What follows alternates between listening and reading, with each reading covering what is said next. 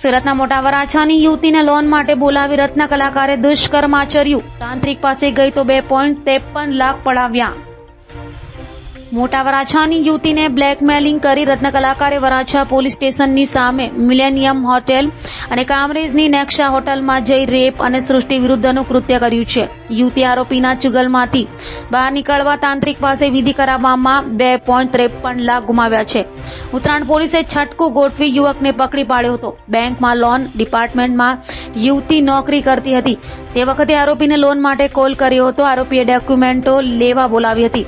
મિત્ર બનાવી આરોપીએ યુવતીને કહ્યું કે આટલા પગારમાં નોકરી કરે છે, હું તને બીજી સારા પગારની નોકરી આપીશ કહેતા યુવતીએ આરોપીને પાર્લે પોઈન્ટ મળવા ગઈ હતી. યુવકે ત્યાંથી તેને વરાછા પોલીસ સ્ટેશનની સામે મિલેનિયમ હોટલમાં લઈ ગયો હતો, જ્યાં યુવતી પર રેપ કર્યો હતો.